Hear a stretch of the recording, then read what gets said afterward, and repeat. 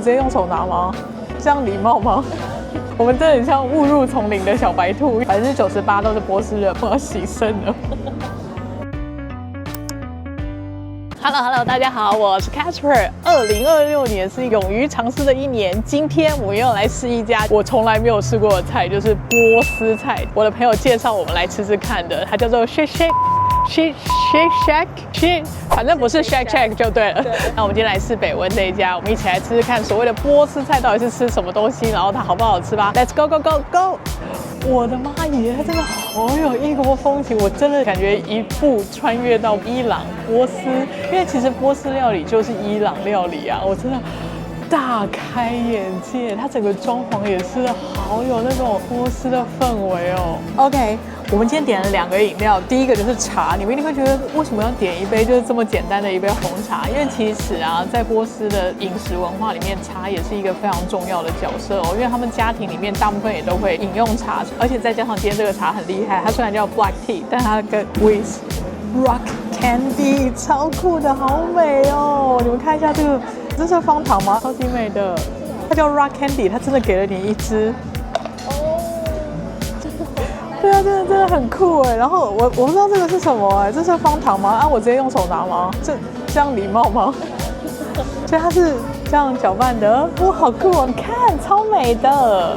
这可以当棒棒糖吃。我先来试这个，然后这个就留着等一下，等它来解答。它是红茶，但是有一点点姜的味道。谜底揭晓！我们刚刚经过询问那个小姐姐，她说这个糖是让你直接拿起来放进嘴巴里，然后配着茶这样喝，哇，超酷的，我的妈！然后那个花就是装饰用的。她说这个糖你吃下去的时候是会 melted， 这么硬，你跟我讲它会 melted， 我信你个鬼！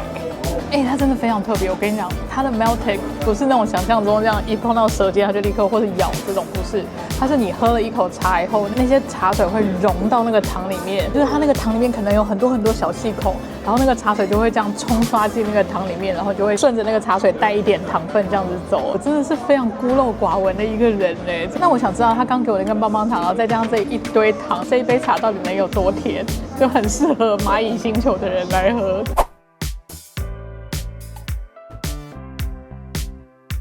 然后我们还点了另外一个饮料，乍看之下很像一个沙拉酱，优格沙拉酱或是 ranch 酱，对，然后它里面就会加一些香草，就是像薄荷一样的东西。Google 老师说里面会加盐，然后会加香草跟优格在一起。它是沙拉酱，它是咸的。哦，我的老天爷！他刚才说你要点1壶还是1杯，再来1壶还得了？我要洗肾了。再喝第2口还是不习惯，它很像有一个沙拉酱是那种紫色体哦，还是喝水吧。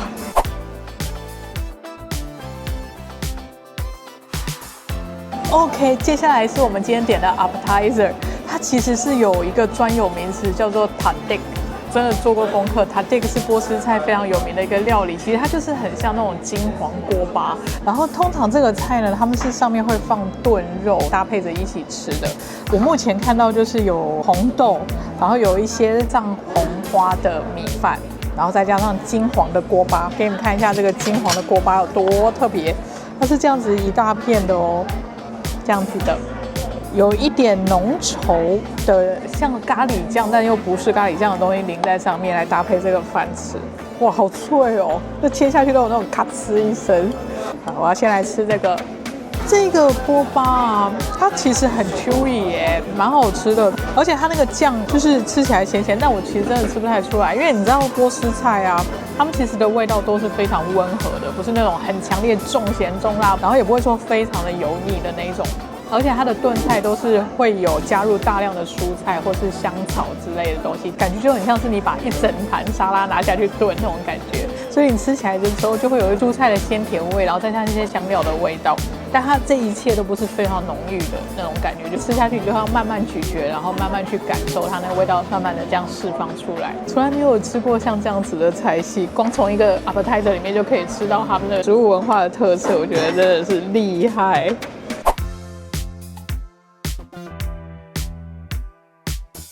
好啦，那我现在要是下一道主菜。今天主菜我们点了2道，今天这一道就是叫做 Gammad Nasr，我希望我发音是对的。然后它很特别，它其实也是波斯料理很有名的一道菜。它主要是会有酸红梅加在里面，然后还有一些藏红花。藏红花其实是波斯饭的料理里面非常常用到的一个植物原料。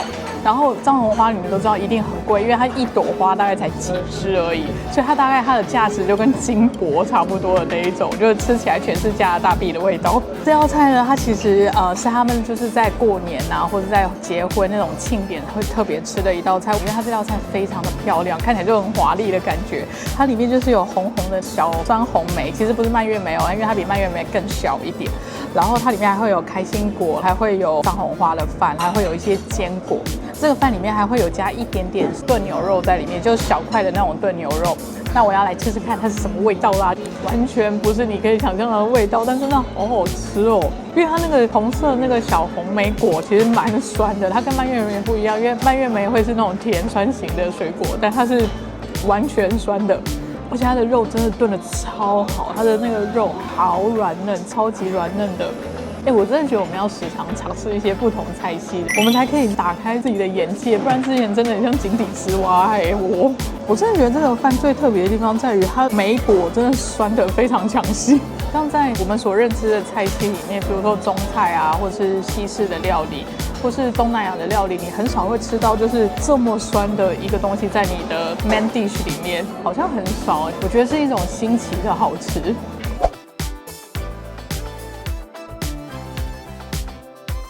来吃波斯菜怎么可以不吃 Kebab 呢？我跟你讲，波斯菜最经典的就是他们的饭食，还有他们的 Kebab， 还有他们的炖菜，这3个是波斯菜最经典的3大菜系。所以我今天又吃到了炖肉，然后又吃到了 Kebab， 然后还有吃到他们这盘饭，很好。我今天把波斯的饮食文化都吃了个遍。还有茶，还有优格饮，对，很好很好。然后我现在来吃他们的Kebab， 然后为什么我点这个饼呢？因为其实虽然波斯的文化，他们最主要的主食是米饭，但是我就想说我已经有这么多个饭，那我想说我们来试试看它的饼吧。那所以它这样包在一起，就直接这样卷起来吃吗？应该没那么好卖吧？我觉得我就这样切一个，然后搭配一个肉来吃。它的肉你们看一下，它是肉泥就是绞肉，它不是一整块圆块的牛肉。其实它有另外一个 Kebab， 它是圆块的牛肉，就是有分不一样的。它的饼好酥哦，好吃好吃。波斯菜他们在烤肉的时候就会跟比如说像土耳其烤肉不太一样，它是属于用慢慢的烤，但它在外面不淋油的，它就是慢慢的烤，把那个肉的油脂逼出来，然后就是利用肉的本身油脂来烤它自己的肉。这样讲是不是有点可怕？所以它就吃起来不会很油腻、很清爽，而且再加上它肉的调味的方式，就是我刚刚讲的像波斯菜，它不是用重香料、重咸、重辣去调味，它就是用很多的香草，然后吃食物原本的味道。所以其实这样波斯菜也很健康然后它搭配这个很酥的这个饼来吃，我真的觉得今天真的是长知识的一天然后我来搭配这个看起来像9层塔一样的东西。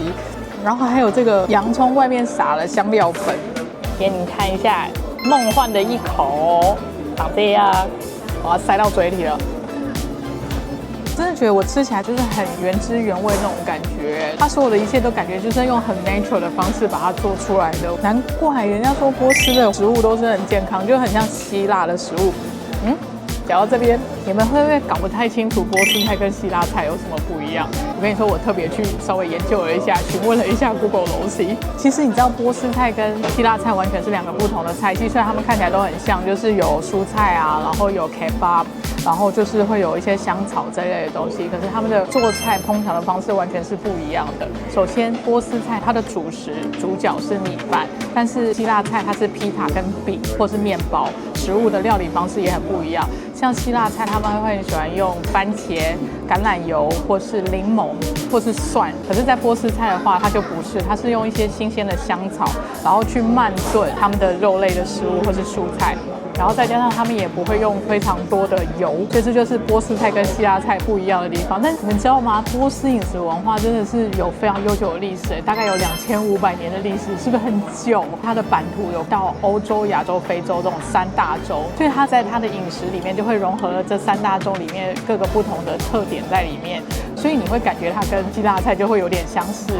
哎，你知道吗？刚刚因为他们的电视会一直在放他们的食物是什么制作的，我现在终于知道他这个 kebab 为什么会这样一球一球一球一球的，原来他是拿一根竹签，然后把肉泥这样糊上去了以后，再用手这样捏一个一个一个一个，哎，难怪他会这样。然后他这样刚好就是一节就是一口入口的大小啊。今天就完全真的是大开眼界，我真的有点像乡下人了我。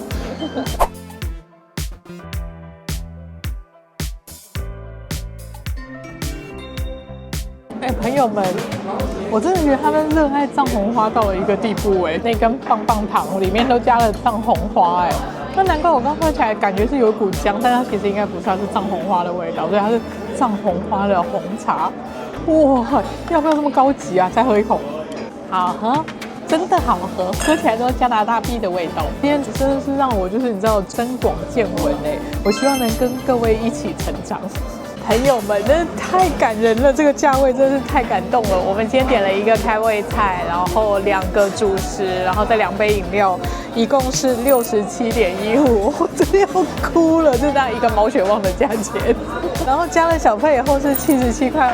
所以如果你们今天想要尝试一下异国菜系的话，我们真的其实蛮推荐你来的。而且最主要的是，感觉你的味蕾又打开了一个新的层次。这支影片就到这里啦，那我们就下次影片再见。哎，请大家记得除了订阅以外，拜托一定要 hype 我们一下哦。这是 YouTube 的一个新的功能，就是一个 hype。